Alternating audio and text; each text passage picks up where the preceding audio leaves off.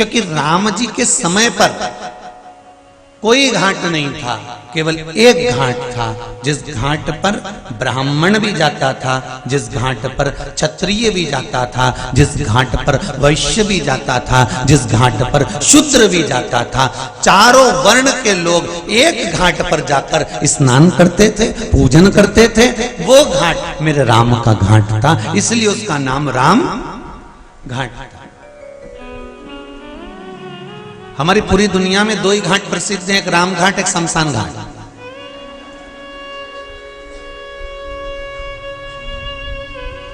शुरुआत में राम है, एंड में शंकर है? दो ही घाट प्रसिद्ध है।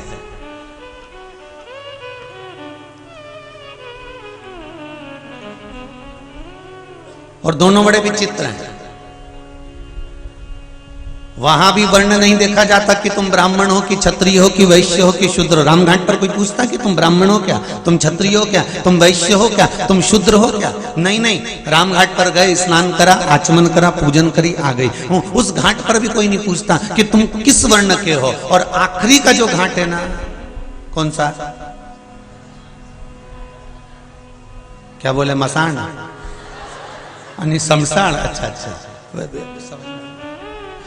आखिरी का जो घाट है शमशान में, तो उसमें भी कोई नहीं पूछता कि नहीं ये ब्राह्मण है तो इसको एक काम करो, सिर के पास ज्यादा लकड़ी लगाना और बीच में कम लगाना, या यहाँ ज्यादा लगाना। वैश्य है तो एक काम करो, ऊपर ज्यादा लकड़ी लगाना, नीचे कम लकड़ी लगाना। क्षत्रिय है तो इसको यहाँ लकड़ी ज्यादा लगाना, कमर के पास कम लगाना, पाँव के पास ज्यादा लगाना। शूद्र है तो इसको सिर के पास लकड़ी कम लगाना या पाँव के पास कम लगाना। कहीं शमशान में कभी किसी ने कहा कि ये ब्राह्मण है तो इसको इतनी लकड़ी लगाओ, वैश्य है तो इतनी लगाओ, शूद्र है तो इतनी लगाओ, क्षत्रिय है तो इतनी लगाओ? वहां तो बराबर की है। खाया पिया अच्छा दिख रहा हो तो 3 कुंटल लगा दो, नहीं तो 2.5 में तो निपट ही जाएगा। तो सीधी चल।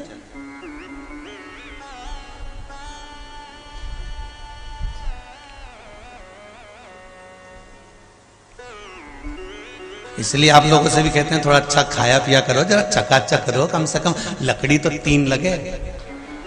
नहीं तो मालूम पड़े 2-2.5 में निपट जाए फुर फुर करके।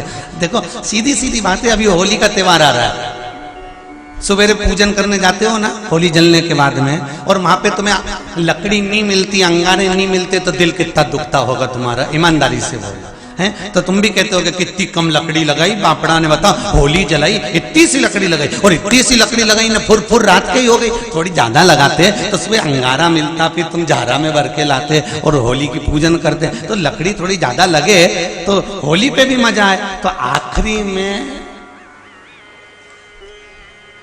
वही दो सवा दो, और ज्यादा दुबला हो तो के लगाओगे, नहीं लगाओगे एक ही बात।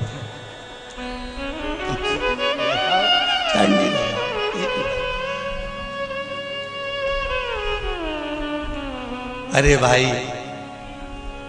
मेरे राम के घाट पर और शमशान घाट पर, जहां मेरे राम शुरुआत में है और एंड में मेरा शंकर, विराम में मेरा शिव है, दोनों जगह नहीं पूछा जाता कि आप किस वर्ण के हैं, आप ब्राह्मण हैं, क्षत्रिय हैं, वैश्य हैं, शूद्र हैं, ये नहीं पूछता।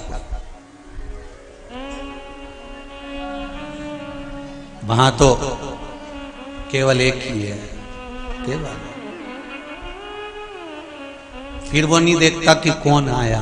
अंत समय प्रभु आना पड़ेगा, वचन दिया तो निभाना पड़ेगा। आए ना आए प्रभु कुटुंब कबीला, आए ना आए प्रभु कुटुंब कबीला।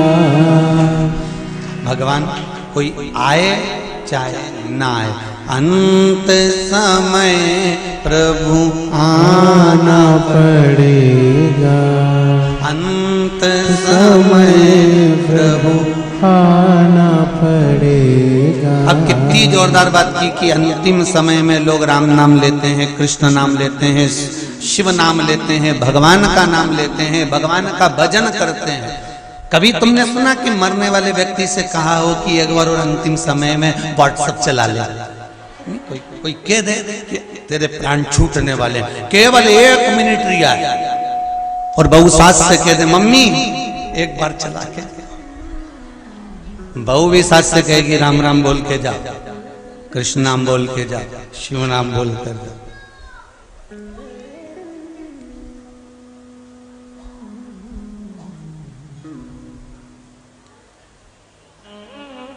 आए ना आए प्रभु कुटुंब कबीला, आए ना आए प्रभु कुटुंब कबीला, अंत समय प्रभु आना पड़ेगा, अंत समय प्रभु आना पड़ेगा।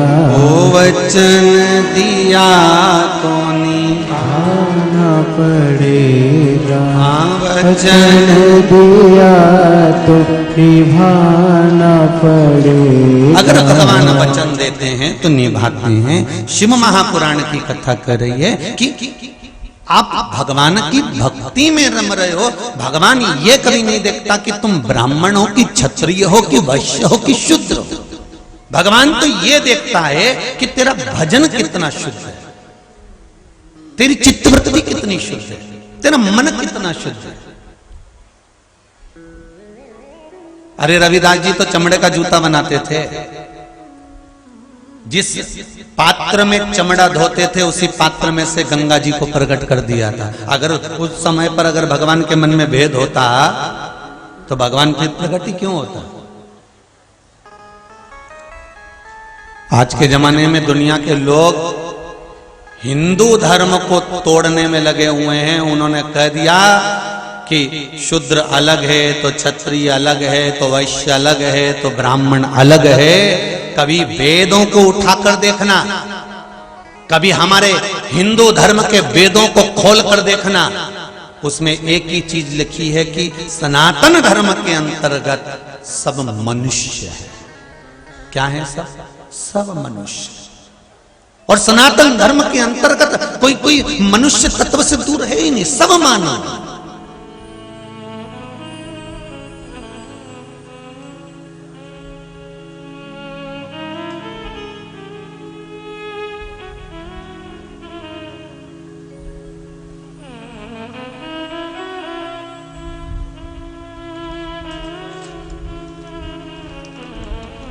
अंत समय भगवान ये नहीं देखता कि आप कौन हो। भगवान तो केवल इतना देखता है कि महाराज आपने भजन कितना किया है। और बहुत सावधानी से सुनना, ये कथा को बड़े स्मरण में सुनना। अंतिम समय में कितने ही तुम्हारे घर में तुम्हारे रिश्तेदार, कितने ही धनपति करोड़पति हो, पर अंतिम समय तो अंतिम समय होता है। अंतिम समय में कोई साथी नहीं होता। अंत में केवल वो ईश्वर परमात्मा, मेरा शंकर, मेरा राम, मेरा कृष्ण ही साथी होता है। उसके सिवाय कोई नहीं होता।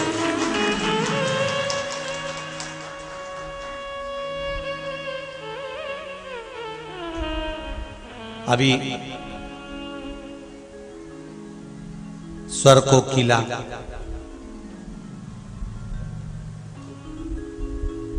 लता दीदी शांत हुई। माता सरस्वती के चरणों से निकली थी, माता सरस्वती में ही समाहित हो गई। लता दीदी मंगेशकर उसी में समाहित हुई। व्हाट्सएप पर, फेसबुक पर उनके अंतिम समय के फोटो चले, आप लोगों ने भी देखे होंगे। व्हील चेयर पर थी, कहीं धीरे धीरे चल रही थी। सारा कुटुंब साथ में था। बहनें भी साथ होंगी, भाई भी साथ होंगे, रिश्तेदार भी साथ होंगे, परिवार भी साथ होगा। पर ईमानदारी से बोलो, तकलीफ परिवार वाले झेल रहे होंगे कि खुद को झेलना पड़ेगा? अरे जम के तो बोलो। स्वयं को। इसलिए बार बार कथा में कहते हैं मत बुरे कर्म कर बंदे वरना पछताएगा, भगवान की आंखों से तू बच नहीं पाएगा, तू बच नहीं पाएगा। मरने वाला व्यक्ति जिसके प्राण छूट रहे होते हैं, दुख उसको झेलना पड़ता है, कष्ट उसको झेलना पड़ता है, तकलीफ उसको झेलना पड़ती है। कोई कितने भी तुम्हारे अच्छे रिश्तेदार हो, तुम्हारे लिए रात दिन खड़े हैं, तुम्हें घुमाने भी ले जाएंगे, फिराने भी ले जाएंगे, तुम्हें लड्डू भी खिलाएंगे, ने थूली भी खिलाएंगे, तुम्हें दूध भी पिलाएंगे, तुम्हें चाय भी पिलाएंगे, अपने हाथों से पिलाएंगे। पर मरने वाला जो जीव होता है, प्राण त्यागने वाला जो जीव होता है, कष्ट उसको भोगना पड़ता है। अंतिम समय में उससे तो पूछो कि उसकी गति क्या होती है। तुम तो कह रहे हो कि लो चाय पी लो, लो दूध पी लो, लो थूली खा लो, पर उसके शरीर में जब इंद्रियां सब शिथिल हो जाती हैं, सारा शरीर जब बेकार हो जाता है, डॉक्टरों ने भी देख लिया कि खूब अब नस देखो कितना कितना विचित्र शरीर है। जरा हॉस्पिटल में जाकर तो देखो, जो भगवान का द्वार नहीं ढूंढता, अंत में हॉस्पिटल में डॉक्टर उनके हाथ में नस ढूंढता।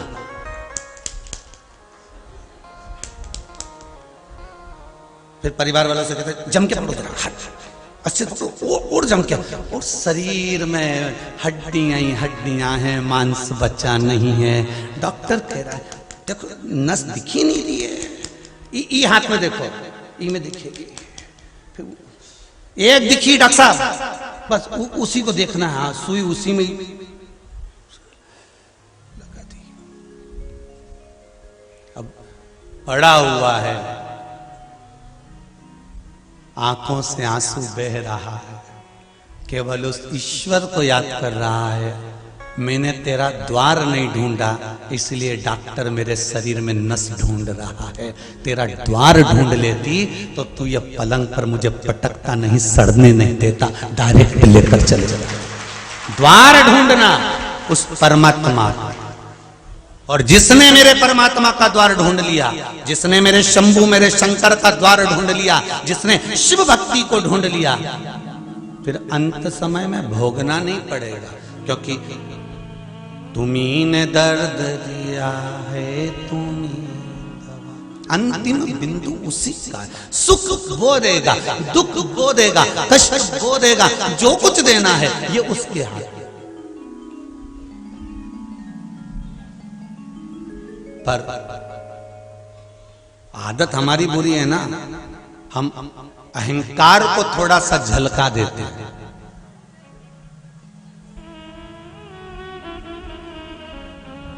गिलास के अंदर चाय, कप के अंदर चाय, कल रुआवजा बट रहा था दूध का,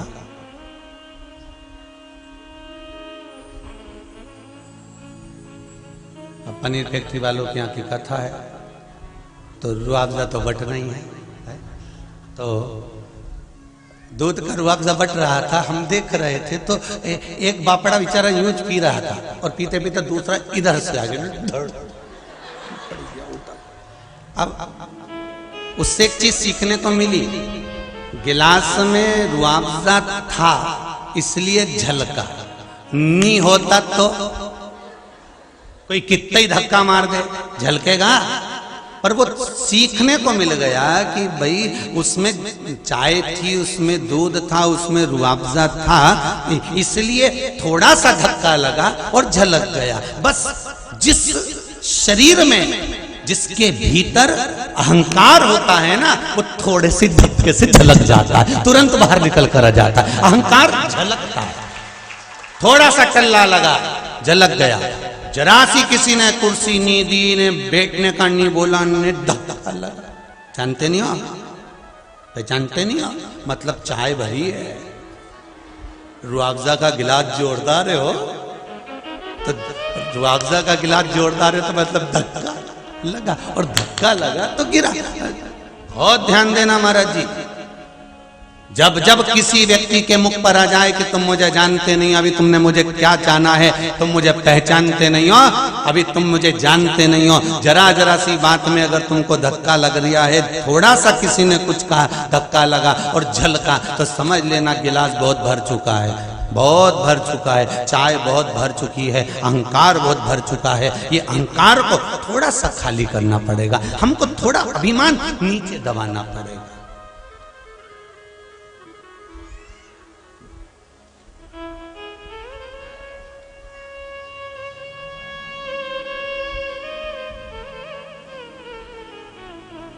किसी ने बाहर से पत्र लिखकर भेजा है, अब हम बुलवाएं, हमारे कक्ष में रखा है। उसमें एक बहन ने और भाई ने, दोनों ने थोड़ा थोड़ा पत्र में लिखा है। देखो कल यहाँ लेके आए, सामने दिखा, तो उसमें लिखा है, गुरुजी आप जब तक भेरू और चंद्रघंटा नहीं बोलते तब तक हमको अच्छा नहीं लगता। हमने कहा गजा, तब तक हमको अच्छा नहीं लगता।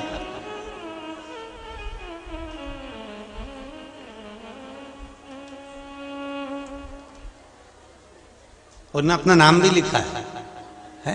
पहले सबसे पहले लिखा आपका भेरू, आपकी चंद्रघंटा, और नीचे अपना देखो सर में पलंग पे रखा होगा पत्र, ढूंढो जरा, हम जो किताबन पढ़ते ना उसमें रखा होगा, देखो जरा अगर मिल जाए, उसमें लिखा मिल जाएगा है आपका भेरू, आपकी चंद्रघंटा, और नीचे उन दोनों का नाम भी लिखा है। औरंगाबाद से आया है शंभू, शिव कृपा ही ऐसी करुणा। शंभो शरणे पड़ी, मांगू घड़ी रे घड़ी, दुख काटो दया करी में दर्शन आपो, दया करी में दर्शन आपो। शिव आराधना में, शंकर की उपासना में आपकी चित्त वृत्ति जिस दिन परमात्मा को खोजने लगे, जिस दिन आपका मन भगवान को ढूंढने का प्रयास करने लगे, समझ लेना अंत समय में ये शरीर सड़ेगा नहीं, नस ढूंढने की जरूरत नहीं पड़ेगी, अपने आप को परमात्मा आएगा और हमें स्वीकार कर कर लेकर चला जाएगा।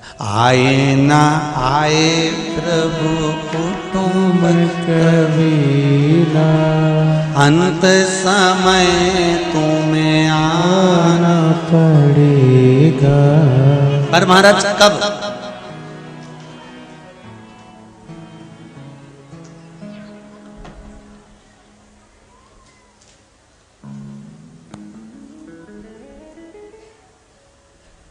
कोई जाए ना जाए, अंतिम बिंदु है, अंतिम बिंदु। दो जगह पर किया गया कीर्तन,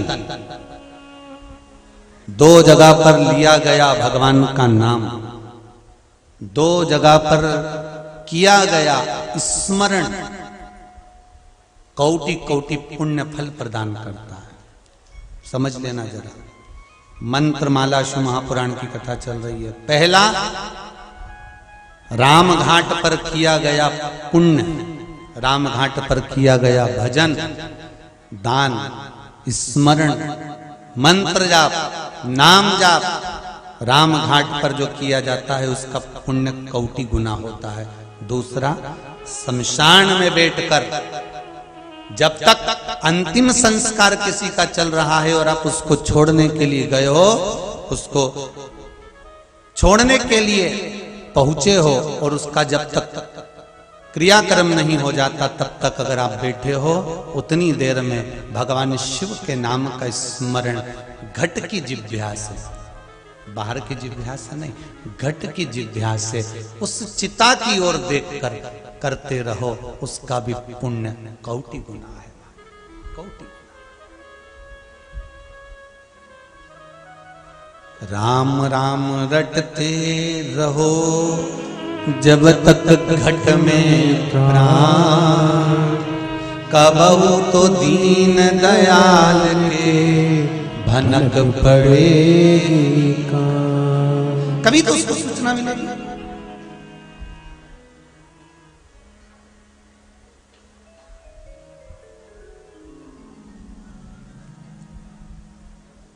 कभी तो वो आएगा। आपकी चित्त वृत्ति में बस आप जिस मंत्र को जप रहे हो, जिस माला को जप रहे हो, जिस माला के स्मरण में आप लगे हुए हो, जिस मंत्र को जपने में आप लगे हुए हो, जिस भगवान की भक्ति में आप लगे हुए हो, उसको ढूंढने का प्रयास करो, उसको पाने का प्रयास करो। कभी कभी शंकर जी के मंदिर में जाकर जरा दिल की बात में एक बात और कह दिया करो, बहुत दिन हो गए भोलेनाथ जी,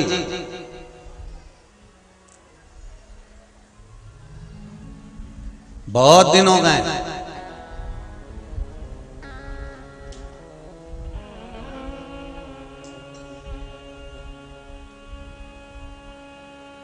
हमारे घर का रास्ता भूल गए हो क्या?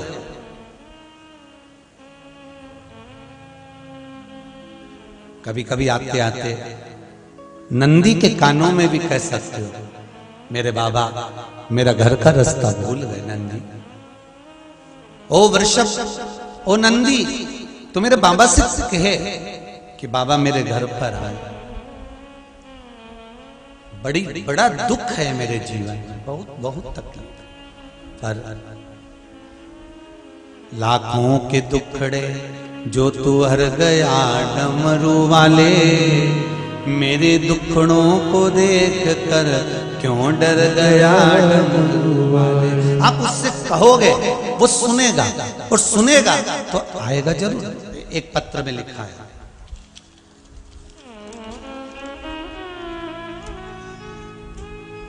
श्री पांडे राजेंद्र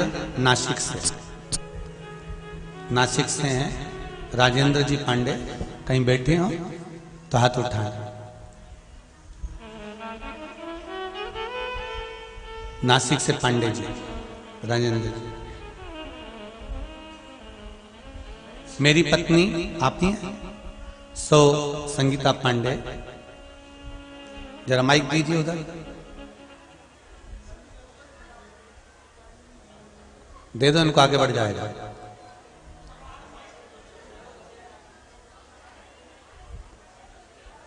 आपने पत्र में लिखा है, गुरुदेव मेरी पत्नी सुसंगीता पांडे तथा मेरे लड़के को 3 डॉक्टरों से आंखों का चेकअप करवाया था। पत्नी को दोनों आंखों में मोतियाबिंद था तथा लड़के को आंखों में कांच बिंद था। श्री शिवाय नमस्तुभ्यं। माइक पास में लीजिए। श्री शिवाय नमस्तुभ्यं। हाँ गुरु जी। कहाँ से आए हैं आप? मैं नासिक से आई हूँ। नासिक से आए। क्या नाम है आपका? संगीता पांडे जी। और बेटे का नाम श्याम पांडे जी। हमारे दोनों को डॉक्टर ने आँखी की बीमारी बताई थी। माइक पास में लो, आवाज नहीं आ रही। हाँ, मुझे मोतिया बिंदु और लड़के को काज बिंदु बताया था जी। उसका ऑपरेशन, मेरा ऑपरेशन, दोनों के से हम परेशान थे, लेकिन आपके जो उपाय शिव पुराण के वो किए। चेक करने गए तो डॉक्टर बोले कोई उनके बात का ऑपरेशन करने, आपको तो कोई भी बीमारी नहीं है। राधे। नासिक में कहाँ रह रहे हैं आप लोग? पंचवटी में। पंचवटी में विराजित। श्री शिवाय। अब ठीक है दोनों? वो भी ठीक है, और मेरे बीपी की गोली 2004 से चालू थी, वो भी बंद हो गई। बीपी की गोली भी बंद हो गई। मैं श्री शिवाय नमस्तुभ्यं बोल के सवेरे पानी पी ली थी, वो बीपी चेक करने गई, 80-120 आता है। जय हो। श्री शिवाय। श्री शिवाय नमस्तुभ्यं। बैठिए बैठिए बैठिए। श्री शिवाय के यूंच यूंच करे और ना कहीं ऐसा वैसा करे, परंतु केवल श्री शिवाय नमस्तुभ्यं, केवल कंकर और शंकर और केवल शिव का नाम। क्या शिव महापुराण इतनी तत्ववान है?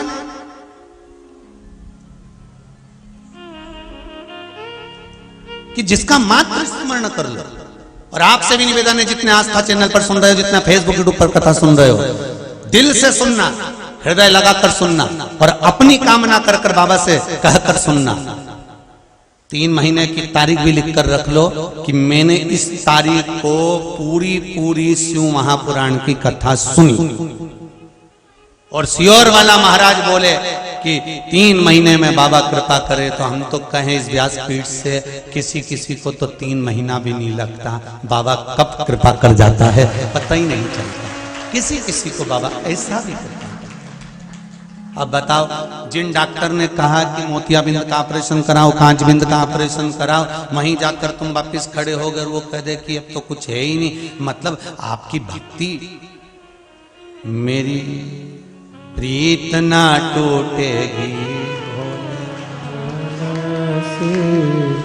भोले बाबा से, डमरू बाला से, मेरी प्रीत ना टूटेगी भोले बाबा से। आपकी भक्ति, आपका विश्वास अगर प्रबल है तो फिर ये सब बीमारियां, रोग धोग, ये सब बाबा सब अपने ऊपर ले लेते। आप तो करो भजन शिव का। बस शिव महापुराण की कथा वही कह रही है, आप शंकर का दरवाजा ढूंढो, आप शिव का द्वार ढूंढो, आप शंकर की चौखट ढूंढो, आप शंकर का इस अमृतमय तत्व शिव महापुराण को ढूंढ लो, फिर बाद में जरूरत नहीं किसी को कुछ ढूंढने की।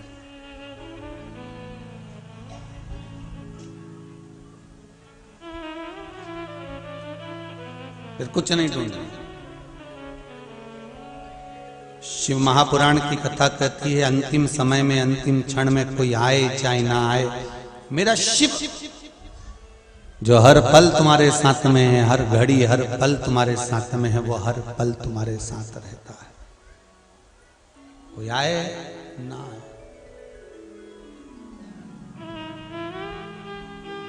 महाराज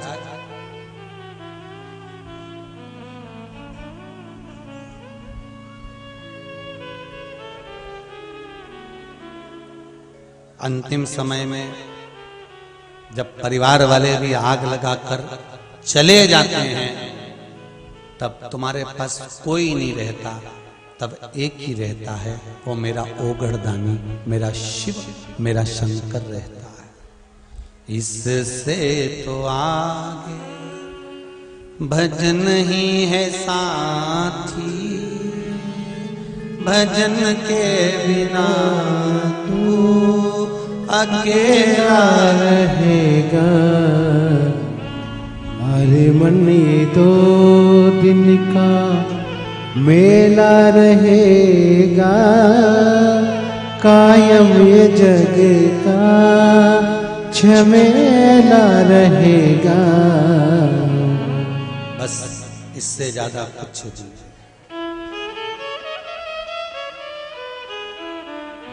खूब भजन करना, दोनों चीज अच्छे से करो, भजन भी, जम के बोलो, हमने तो बोला ही नहीं, फिर भी आपको इतना ज्ञान है, 2 चीज में से एक का ज्ञान तो आप जन्म लेते से ले लेते हो, है? कि बस जैसी माता ने दूध नहीं पिलाया उसने रोना चालू करा, मतलब भोजन का ज्ञान तो पहले से, पर जैसा भोजन का ज्ञान एक पक्षी में होता है, वैसा भोजन का ज्ञान मनुष्य में कभी नहीं आया। पक्षी जब जब दाना चुगता है, अपनी उस शीश को झुकाता है कि तेरा धन्यवाद जो एक दाना दिया, फिर उठाएगा, फिर झुकाएगा, धन्यवाद, फिर उठाएगा, फिर झुकाएगा। पक्षी भगवान को हर दाने को खाते खाते बारंबार धन्यवाद देता है, और इंसान भरपेट खाने के बाद अपने आप को धन्यवाद देता है। वो तो मैं नहीं बैठूंगी, दुकान तो चले ही नहीं, वो तो मैं चला रहा हूं, मैं संभाल रहा हूं, मैं कर रहा हूं, नहीं तो ये वो है।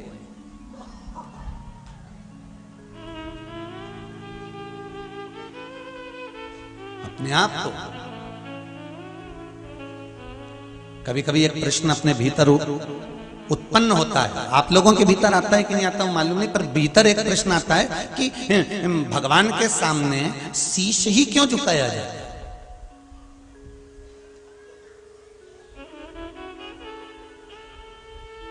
केवल मस्तक भगवान के सामने क्यों झुकाया जाता है?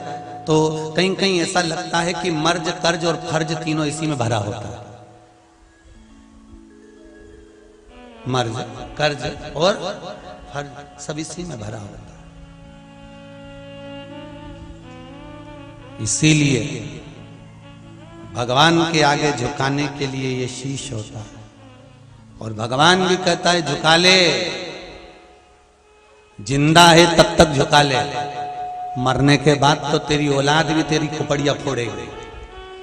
आधा जला होगा, चिता पर लेटा होगा, आधा शरीर जल गया होगा, और समझदार समझदार गांव के लोग झांक झांक के देखते आएंगे पका कि नहीं पका। खोपड़िया देखते हैं शमशान में, समझदार लोग जाते हैं, जाओ जरा देख के आओ खोपड़िया पकी कि नहीं पकी, फिर वो झांक के देखेगा। अच्छा, भगवान इनको दृष्टि भी ऐसी देता है कि वो जलती हुई आग में देख भी लेता पक गया। यहां तो आज तक समझ में नहीं आई, वो अंगारा में बाटी धरी रहे तो समझ में नहीं आया, जब तक निकालो पकी उनके दबा के देखे तब समझ में पक गई।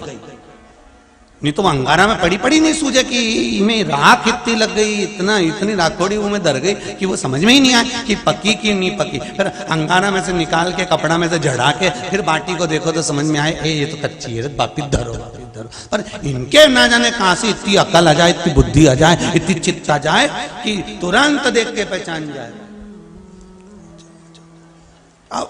और जैसे उन्हें हाथ का इशारा करा, सब तो इंतजार में बैठे थे कि जल्दी से इशारा करें और हम बन जाएं, और दौड़ के चले। और इन्हें बांस उठाया, वो में घी भरा और सबसे पहले खोपड़िया फोड़ी और डंडा बांस फेंका, और फिर बस आंख में से आंसू, जैसी खोपड़िया फूकी। अब घर आते से तैयारी चालू हो गई।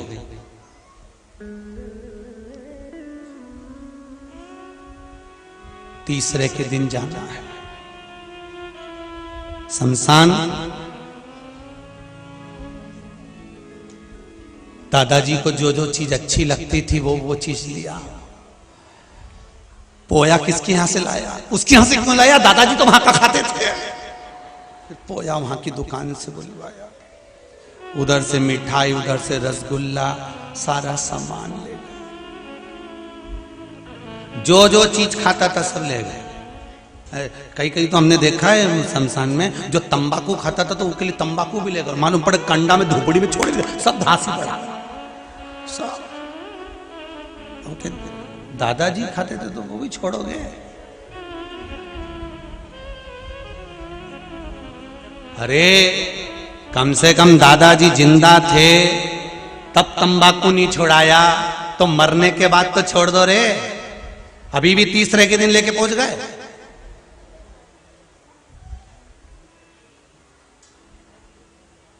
फिर इतने में अंदर से आवाज आई, उनकी प्रिय थी।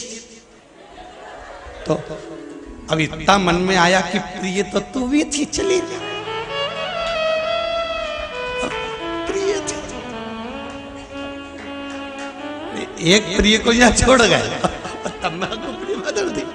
अरे बाबा, अंत समय प्रभु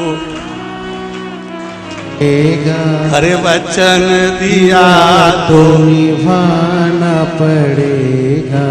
आए ना आए प्रभु कुटुंब कबीला, अंत समय प्रभु आना पड़ेगा। भगवान से निवेदन करो, भगवान की भक्ति में जितना रमोगे अंत समय में कोई साथी नहीं होगा महाराज, कोई नहीं। सब कहने के होंगे, अंत में अगर कोई साथ देगा तो वो मेरा शिव, मेरा राम, मेरा कृष्ण, मेरा परमात्मा अंतिम समय में तुम्हारे पास में खड़ा रहेगा और कह देगा कि चिंता मत करना। तो ये चिंता करने की जरूरत नहीं है।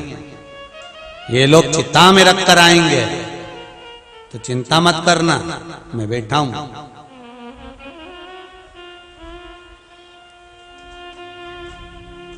तन में आग लगेगी, अगर मन मुझ में लगा है तो वो नहीं जलेगा। मन मुझ में लगा कर रखा,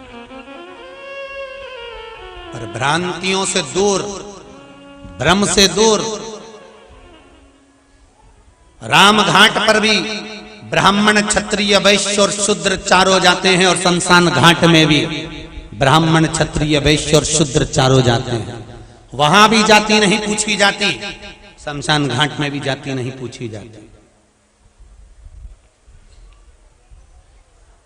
भेद हम करते हैं, मेरे शंकर के चरणों में कोई भेद नहीं, कोई भेद नहीं।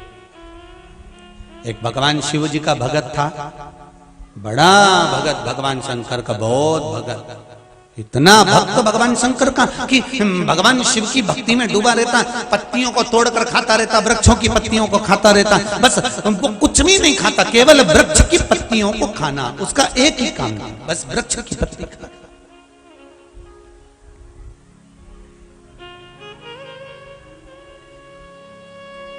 और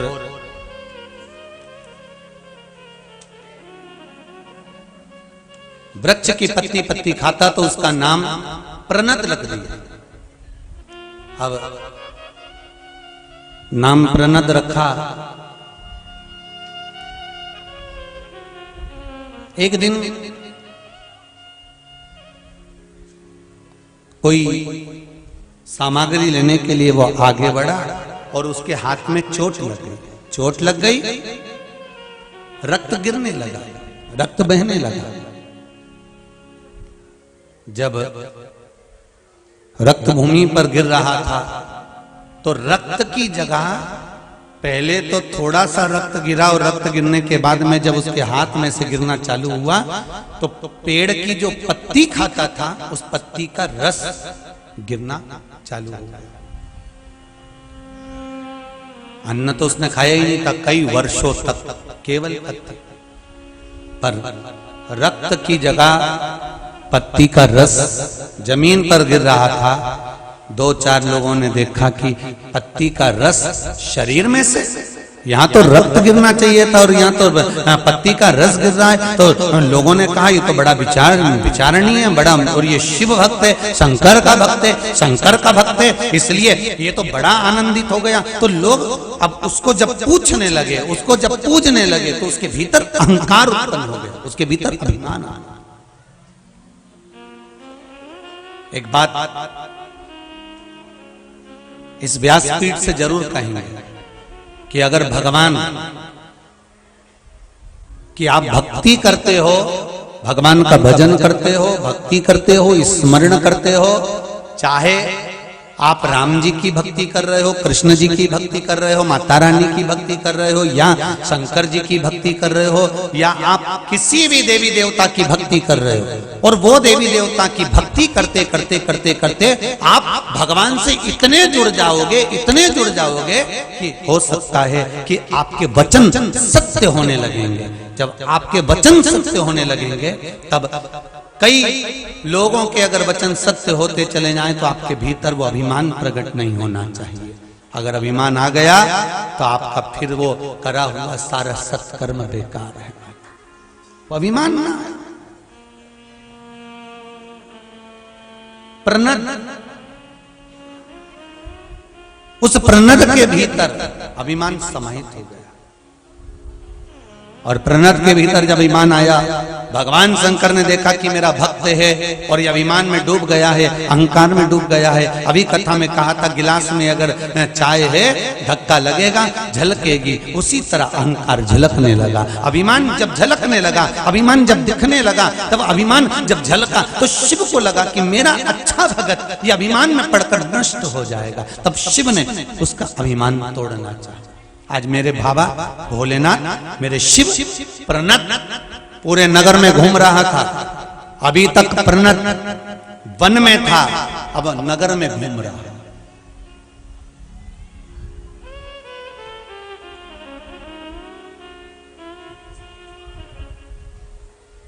और नगर में घूमते घूमते वहीं पर जब वापिस जंगल में पहुंचा, वन में पहुंचा, और जंगल में जाते से ही प्रणत जैसी जंगल में जाकर बैठा, तभी मेरे भगवान शंकर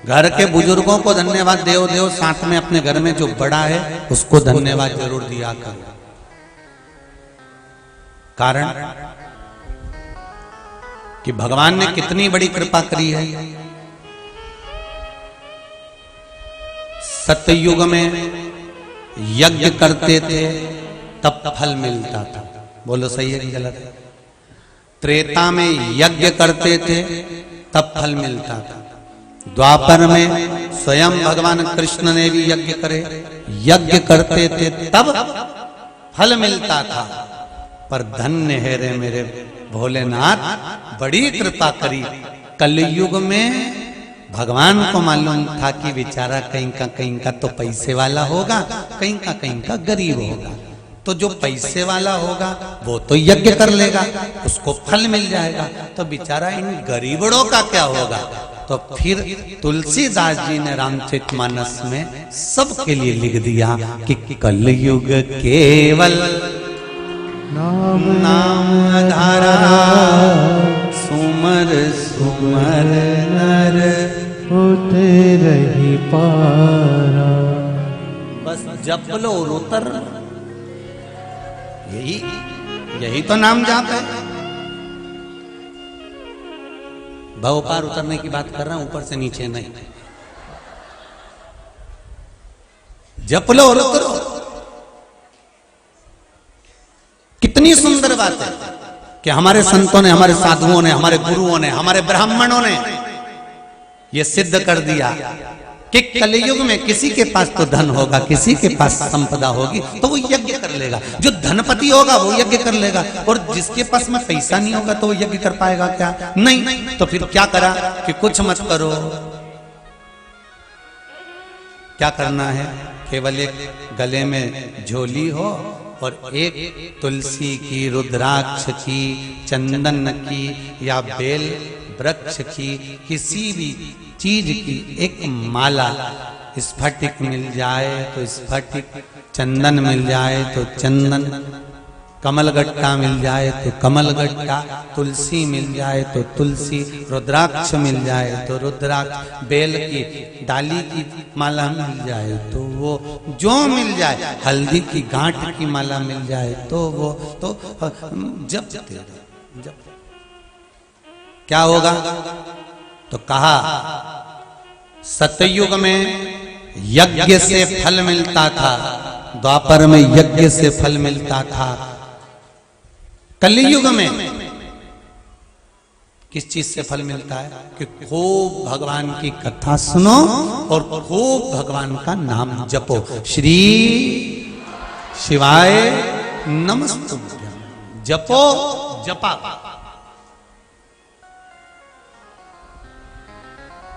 भोलेनाथ जी ने बहुत बड़ी कृपा करी है अपन सब पर।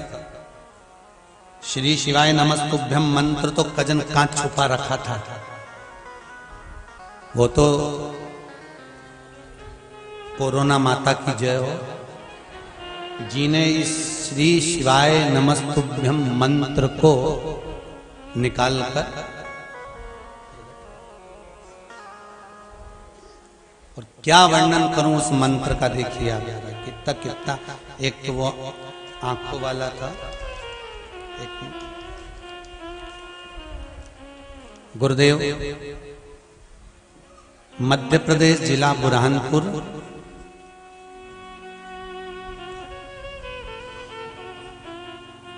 ग्राम, अब कौन सा लिखा है ध्यान में नहीं आ रहा, फोड़िया लिखा है, फोड़िया ऐसा कुछ लिखा है इसमें।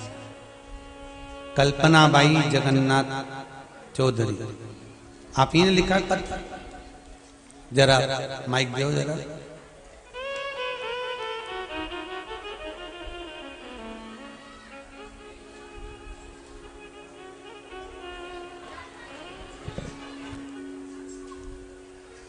इस पत्र में आपने लिखा है कि गुरुदेव, पहले तो गांव का नाम बताओ, इसमें गड़बड़ लिखे है। डोई फोड़िया, माइक पास में लो। डोई फोड़िया, बुरहानपुर जिला। जी, बुरहानपुर जिला, डोई फोड़िया। अब आ गया समझ में हो? जी जी, बहुत बढ़िया। गुरुदेव, पशुपतिनाथ का व्रत किया था और बाबा ने जो कृपा करी है शायद दुनिया में किसी पर करी कि नहीं करी पता नहीं, पर मुझ पर बहुत करी। क्या कृपा करी? मेरे बेटे को अच्छी जॉब लग गई। माइक पहला सोमवार किया तो कॉल आया और तीसरे सोमवार को 14 फरवरी को मेरा बेटा नौकरी पे लग गया। और लग गया नौकरी पे? बहुत बहुत और धन्यवाद। अच्छा पैकेज भी है गुरुदेव जी, पैकेज भी अच्छा है। चेन्नई की कंपनी मिली। कितना लाख का पैकेज मिला? 6 लाख।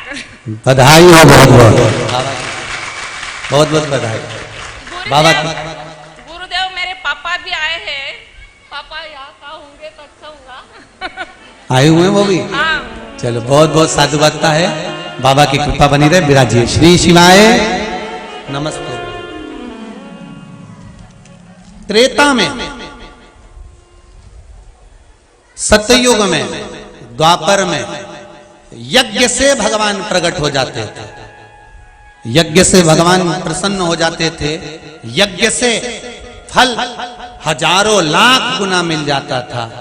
पर संतों ने, ब्राह्मणों ने, गुरुजनों ने और मेरे वेद व्यास जी महाराज ने पुराणों में वर्णन कर दिया, शास्त्रों में लिख दिया कि आप एक काम करो कि कलयुग आ गया है और कलयुग में आपके पास में धन है कि नहीं है, पर एक काम तो कर सकते हो ना। एक काम तो कर सकते हो। क्या?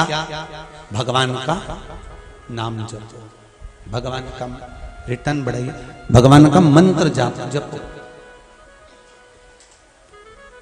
आप भगवान का मंत्र जप करोगे, आप भगवान का स्मरण करोगे, भगवान का मंत्र जप करोगे तो सुख अपने आप प्राप्त हो जाए। अपने राम राम रटते रहो जब तक घट में प्राण, कब तो दीन दयाल के भनक पड़ेगी कान। अब जपो। कली काल में भगवान के नाम को जितना जितना जपा जाता है, भगवान के नाम का जितना स्मरण करा जाता है, उतना सुख, उतना आनंद है।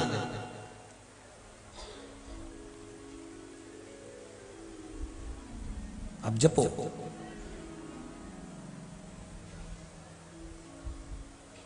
इसीलिए कहते हैं श्री शिवाय नमस्तुभ्यं, श्री शिवाय नमस्तुभ्यं, श्री शिवाय नमस्तुभ्यं, श्री शिवाय नमस्तुभ्यं, श्री शिवाय नमस्तुभ्यं। शिव महापुराण का ये मूल मंत्र है।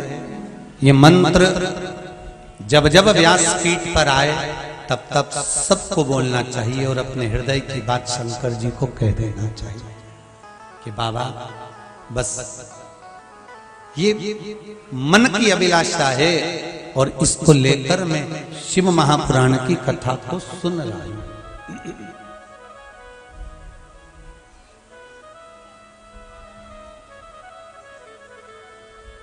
ये मेरे मन की अभिलाषा है और इसको लेकर मैं शिव महापुराण की कथा सुन।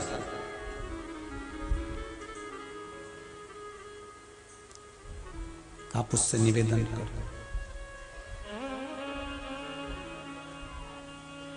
थोड़ा शरीर है मनुष्य का, किसी किसी को पास में कोई डॉक्टर होता है, 50 रुपए की दवाई देता है और शरीर ठीक हो जाता है। किसी किसी को जब तक वो 5,000 रुपए खर्च नहीं करवा दे तब तक ठीक ही नहीं।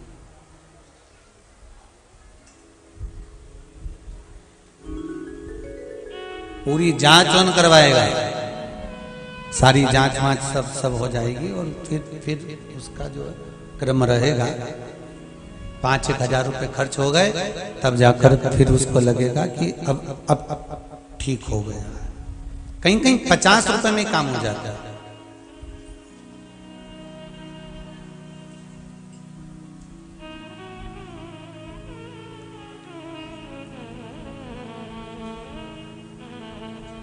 हो सकता है हमारे पास में इतना धन नहीं हो कि हम 5,000 भी खर्च कर सके, तो संतों ने 50 रुपए की चीज भी बता दी। क्या? कि माला को लेना है, अगर माला नहीं पकड़ सकते तो करमाला चालू कर दो, करमाला से शुरुआत कर दो।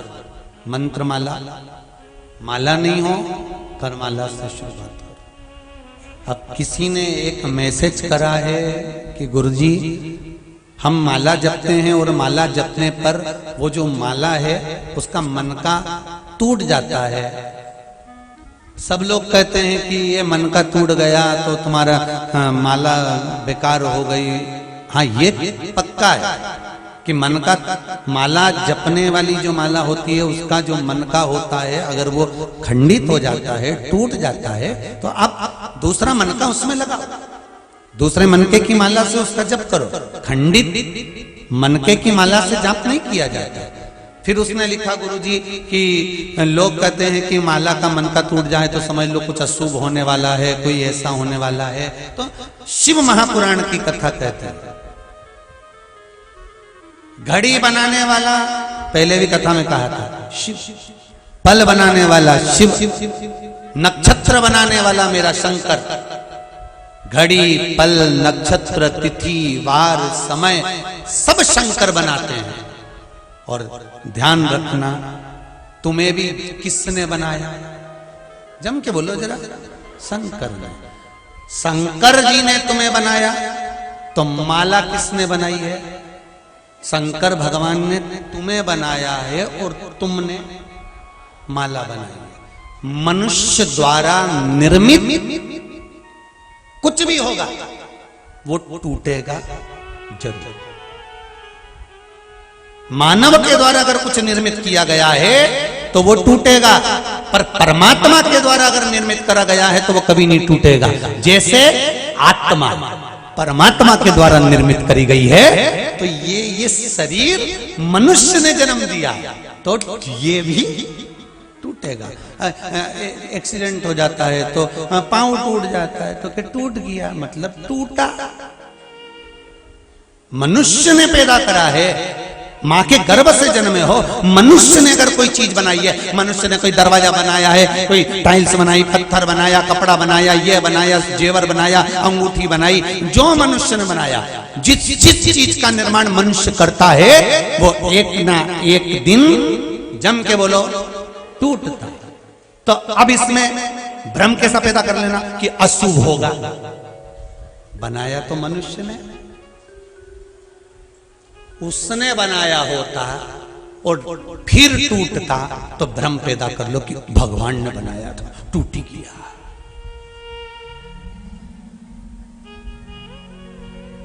अब यहां तो कई बार कांच देख रहे थे, दर्पण, और दर्पण देखते देखते दर्पण पलंग पे रखा था, इतने में छोरा ऊपर कूद गया और छोरा जैसे कूदा ने दर्पण टूट गया। तो पूरे घर में भ्रम हो गया, दर्पण टूट गया, दर्पण टूट गया। किसी किसी के दरवाजे पर आगे गैलरी में कांच लगा होता है, तो गैलरी में कांच लगा, अपने आप गिर गया, तो लोगों को बताओ ना जाने किसने क्या कर दिया। भगवान जाने, अपने आप ना जाने किसने क्या कर दिया, लाइट ही बंद हो गई। भ्रम पैदा।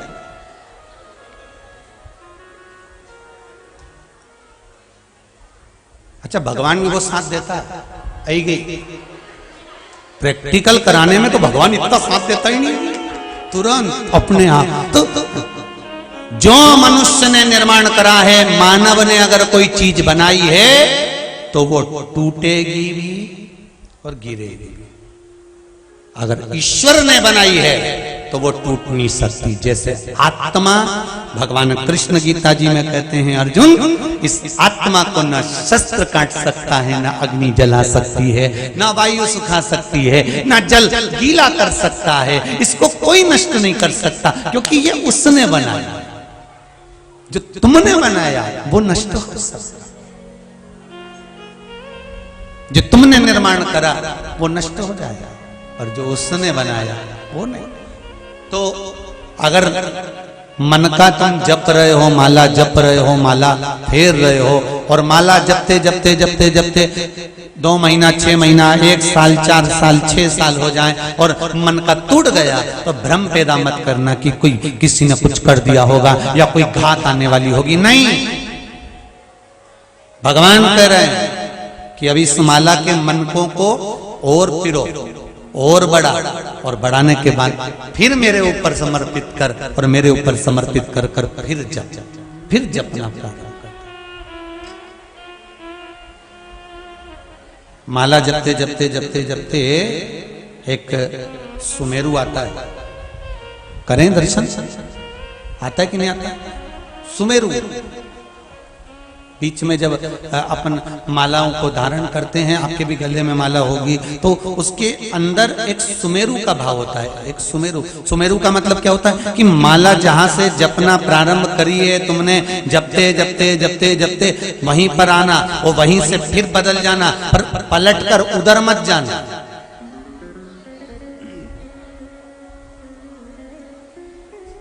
सुमेरु से ही वापिस उसी जगह पे से वापिस, क्रॉस नहीं करना।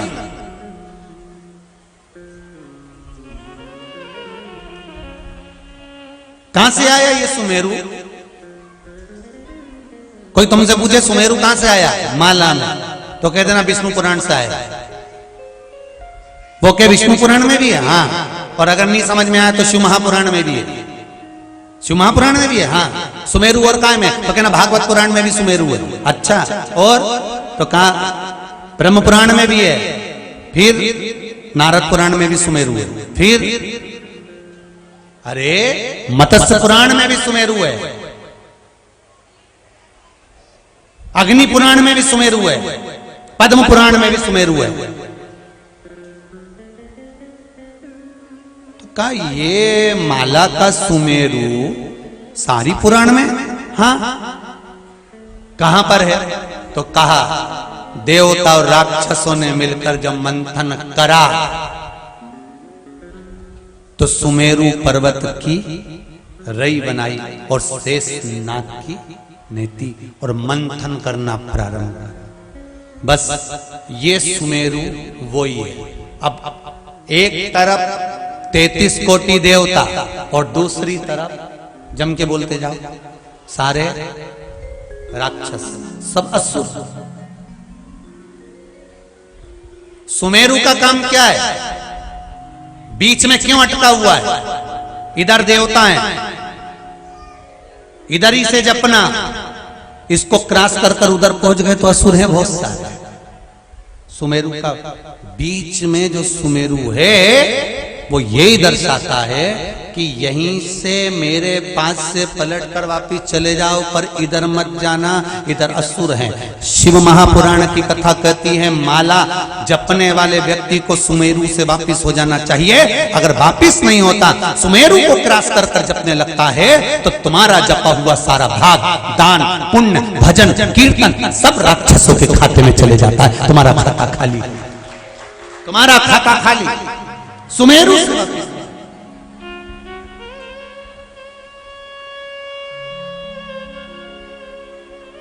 जितने मंत्र माला शिव महापुराण की कथा सुन रहे हो, बड़े ध्यान से सुनना भाई हो। आप लोग माला जपते हो, चाहे गुरु मंत्र की जपते हो, चाहे जिस मंत्र का स्मरण करते होगे, तो उस सुमेरु को समझ लेना कि सुमेरु कहां से प्रकट हुआ। ऐसी कोई पुराण नहीं जिसमें सुमेरु का वर्णन नहीं है। हर पुराण में समुद्र मंथन की कथा आती है, प्रत्येक पुराण के अंतर्गत आती है। और सुमेरु पर्वत को बीच में रखा, देवता राक्षसों ने मिलकर मंथन करना प्रारंभ किया।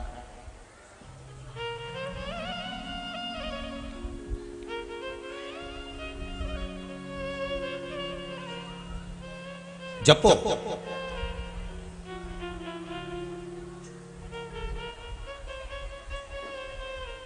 मंत्रमाला जपो। महाराज सबसे सिद्ध 2 मालाओं का वर्णन शास्त्र करता है। पहली तुलसी की माला, दूसरी रुद्राक्ष की माला। काय काय की माला है? तुलसी की माला, रुद्राक्ष की माला, एक शंख की माला भी होती है जो तंत्र विद्या के काम आती है। हल्दी की माला होती है जो सूर्य आराधना, गणेश आराधना के काम आती है।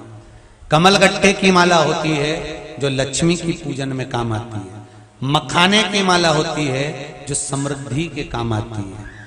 बेल वृक्ष की जड़ की डाली की भी माला होती है जो फल वृद्धि के लिए काम आती है। फल वृद्धि से मतलब होता है जिस कन्या या वर का विवाह नहीं होता, 40 साल हो गए या 30 साल हो गए, या जब 28 के बाद में लड़का लड़की क्रॉस हो जाए कि 29 में, 30 में, 32 में, 34 में, 40 तक पहुंच गए और विवाह नहीं हो रहा है, तब बेलपत्री के जो पेड़ होता है, वृक्ष होता है, उस वृक्ष की जो डाली होती है, उस डाली के मनकों से जो माला बनती है, बाजार में भी मिल जाती है बेल की माला।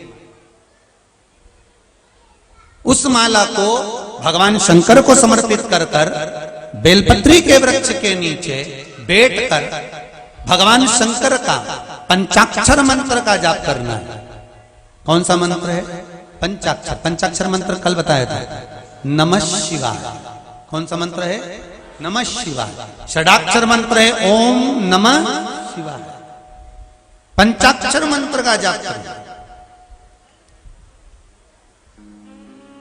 अब एक प्रश्न और खड़ा हो जाता है, गुरुजी बेलपत्री के पेड़ के नीचे क्या शंकर जी का होना जरूरी है, शिवलिंग होना जरूरी है? शिव महापुराण की कथा कहती है, लिंग पुराण में वर्णन आता है कि जहां पर बेलपत्री का वृक्ष होता है वहां शंकर पहले से विद्यमान होते हैं, वहां पर शिवलिंग रखने की जरूरत नहीं होती, वहां शंकर पहले से, वहां पर गौरी शंकर शिव पहले से विराजमान। आप बेलपत्री के पेड़ के नीचे जाते हो कभी? जम के तो बोलो, जाते हो? जितने लोग आस्था पर सुन रहे हो, फेसबुक यूट्यूब पर सुन रहे हो, वो लोग भी जाते होंगे। कभी बेलपत्री के पेड़ के नीचे जाना तो वहां शंकर जी के शिवलिंग को ढूंढने का प्रयास मत करना। पानी की बोतल ले गए हो, जल लेकर गए हो कलश के अंदर, तो सबसे पहले जड़ के अंदर ले जाकर पानी डालना। जैसे ही जड़ में तुम पानी डालोगे, शंकर भगवान उसको स्वीकार कर लेते हैं। और बेलपत्री के पेड़ पर जब तुम पानी चढ़ाते हो तो लक्ष्मी, ब्रह्माणी और पार्वती तीनों उसको स्वीकार कर लेती हैं। मात्र बेलपत्री के वृक्ष में उस आनंद की अनुभूति हो जाती है, आनंद की अनुभूति।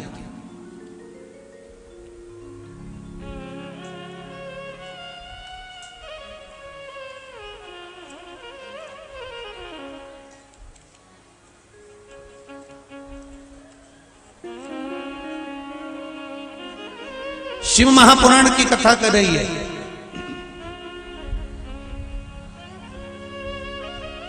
68 लाख तीरथ बेलपत्री के जड़ के अंदर रहते हैं। कितने? 68 लाख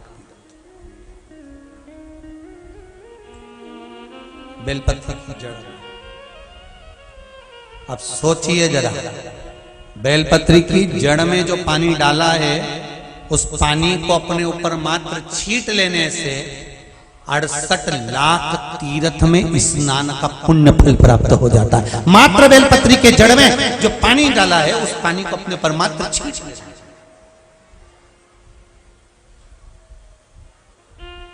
कई माताएं तो भजन में भी गाती है, 68 लाख तो भले नहीं बोले पर गाती है, 68 तीरथ हमारा गुरु जी का चरण। कई लोग गाते हैं भजन में, है? तो 68 लाख तीर्थ बेलपत्री के जड़ के अंदर विराजमान।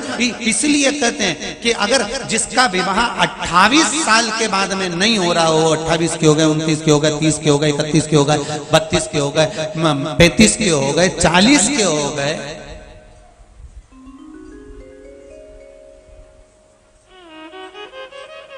तरतालीस के हो गए, 50 के करने की जरूरत भी नहीं। कहा कर अब आगे तुम्हारी मर्जी भी हो, यहां से तुम्हारा मन हो तो हम ये भी नीके हो।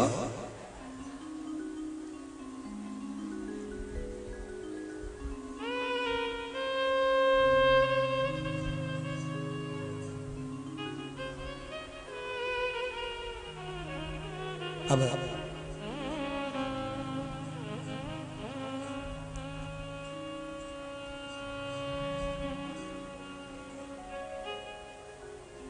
जब किसी का विवाह होता है ना, तो जितने नवयुवक बच्चे होते हैं ना, वो बड़े बड़े प्रसन्न होते हैं फोटो खिंचवाने में, नाचने में, गाने में, उसको बड़ा आनंद आता है। और बाकी के जो घर के जो रहते हैं ना, फूफा हुए, जीजा हुए, मामा हुए, काका हुए, सब जो साफा बांध के चलते हैं, वो इतना नाचते कूदते नहीं, उनको मालूम बापड़ा हमारे जैसी होने वाला है। छोरा हो खूब नाचे, इनके क्या मालूम बापड़ा, वो बेचारा चलेगा। तो कई लोग कहते हैं फूफा जी आओ ना थोड़ा सा नाच, तो क्या बुआ जी के न चलूं क्या? हाँ उनके ले, और बुआ नाच भी ले, और बापड़ा बेचारा फूफा, बुआ नाच। तो किसी ने कहा बुआ नाच रही, फूफा जी तुम नहीं नाचो। अभी नाच लो तो घर पे ओढ़, तुम अपने नहीं नाचा।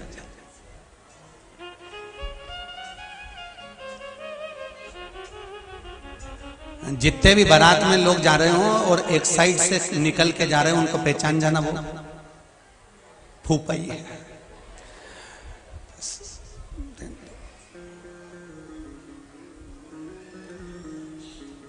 महाराज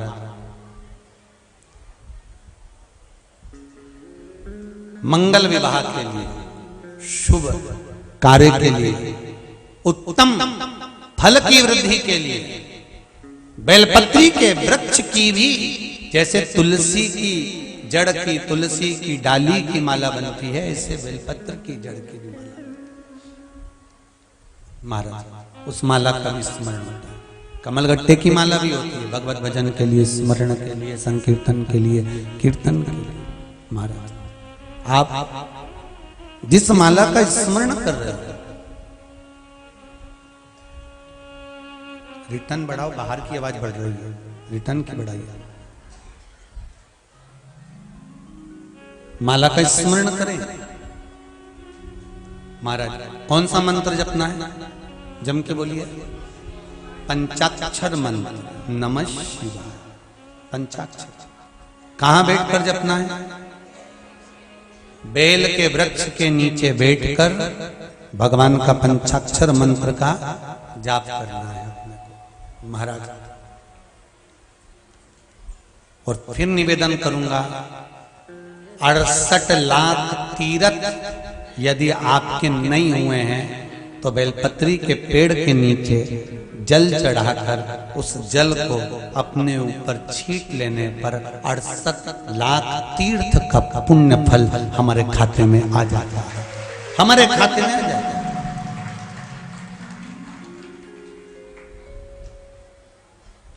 वो प्राप्त हो जाता है। इसीलिए कहते हैं, ऐसो सतगुरु भावे मुझको, ऐसो सतगुरु भाए, ऐसो सतगुरु भावे मुझको, ऐसो सतगुरु भावे, ऐसो सतगुरु भावे मुझको, ऐसो सतगुरु भाए, ऐसो सतगुरु भावे मुझको, ऐसो सतगुरु भाए। राम नाम की प्यारी चादर, राम नाम की प्यारी चादर, कृष्ण नाम की प्यारी चूनर, कृष्ण नाम की प्यारी चूनर। अरे ओढ़े और ओढ़ावे मुझको, ऐसो सतगुरु भाए, ऐसो सतगुरु भावे मुझको, ऐसो सो सतगुरु भाई।